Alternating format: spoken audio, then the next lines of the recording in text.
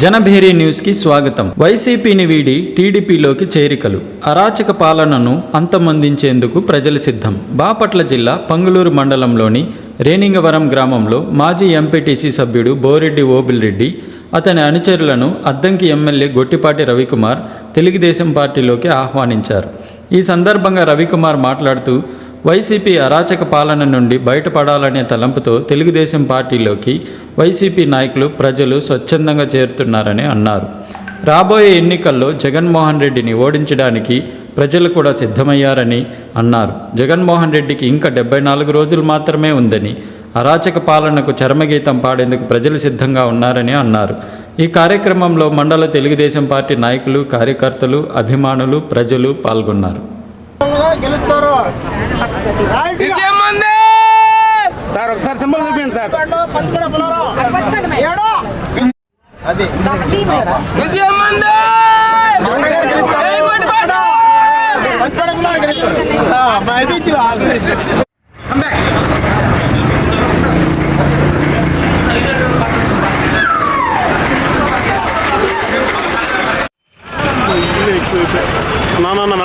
నా వెనకరా అన్న.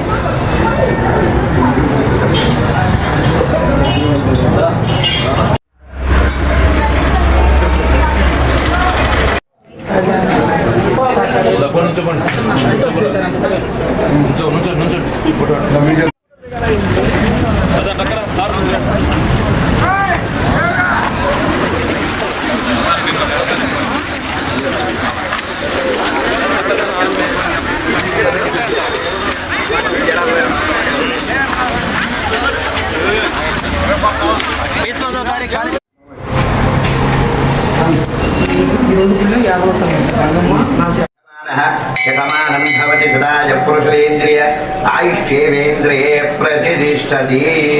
కార్యానుకూల్యతా విజయోస్తు. సమస్త సన్మంగళాని భవంతో భవంతు. విద్యే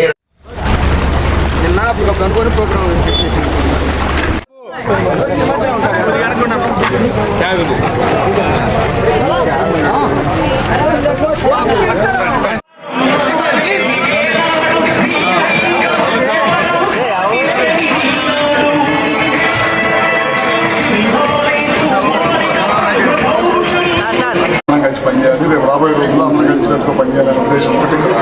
మనం ఉన్న పెద్దలు కానీ, గ్రామస్తులు కానీ, గ్రామ నాయకులు, తెలుగుదేశం పార్టీ కుటుంబ సభ్యులు అందరం కూడా ఇక్కడ కలిసి అందరం కూడా రేపు రాబోయే రోజులు ఎలా పనిచేయాలనే దానికోసం వాళ్ళందరం కూడా ఇక్కడ సమావేశమైంది. పైన అధికారంతో ఖచ్చితంగా కలిసి అధికారంలో నుంచి ఇప్పుడు దాకా ఆ వైఎస్ఆర్ పార్టీ ఏ విధంగా పనిచేసిన సంగతి మనందరికీ తెలిసింది. ఈ రాష్ట్రాన్ని ఫస్ట్ పట్టించేసింది, అభివృద్ధికి దూరం చేసింది, రాజధాని రాష్ట్రంగా మిగిలించింది. అదేవిధంగా పోలవరం ప్రాజెక్టు 70% పూర్తి చేస్తే అది అట్లానే పడేసింది. పేదలకు అందించాల్సిన 21 లక్షల టిట్కో ఇల్లు నాశనం చేసింది. మన పక్కన ఉన్న గొల్లకమ్మ రిజర్వాయర్ 3 సార్లు గేట్ ఏం చేసే పరిస్థితి కూడా లేకుండా పోయింది. చూస్తా ఉన్నాం ఇవాళ రాష్ట్రంలో ఏ విధమైన పరిపాలన.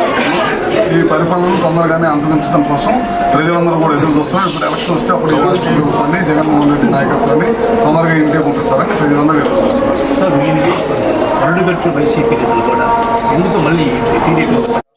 యువతకు కానీ ఉద్యోగాలు లేకుండా పోయి వ్యవసాయ రంగం పూర్తిగా కుప్పైపోయింది. అన్ని రంగాలను నాశనం చేసింది ప్రభుత్వం. ఇప్పుడు స్వతంత్రం వచ్చిన తర్వాత భారతదేశంలో ఆంధ్ర రాష్ట్రంలో చాలామంది ముఖ్యమంత్రులు మారారు. ఎవరి వల్ల మార్క్ అంటూ ఉంది. ఇది పలానా విజయభాస్కర్ రెడ్డి గారు చేసిన టైంలో ఒక మార్పు ఉంది, ఎన్టీ రామారావు చేసిన టైంలో ఒక మార్పు ఉంది, రాజశేఖర రెడ్డి గారు చేసిన టైంలో ఒక మార్పు ఉంది, జగన్మోహన్ రెడ్డి గారు చేసిన టైంలో ఒకే ఒక మార్పు ఉంది. సర్వనాశనం చేయాలి. మిగతా వాళ్ళు ఎవరో ఎంత కొంత అభివృద్ధి చేసుకుంటూ వెళ్ళిపోయారు. రాష్ట్రానికి వాళ్ళ చేసిన సాయం చేసుకుంటూ అభివృద్ధి చేసుకుంటూ వెళ్ళిపోయారు. కానీ ఇక్కడ వచ్చేసరికి రాష్ట్రాన్ని సర్వనాశనం చేసి ఆ రాష్ట్రాన్ని గుర్తింపు లేని రాష్ట్రంగా చేసుకున్నారు. మెజారిటీ ఇస్తారని ఆశిస్తాం. మెజారిటీ ఇస్తారని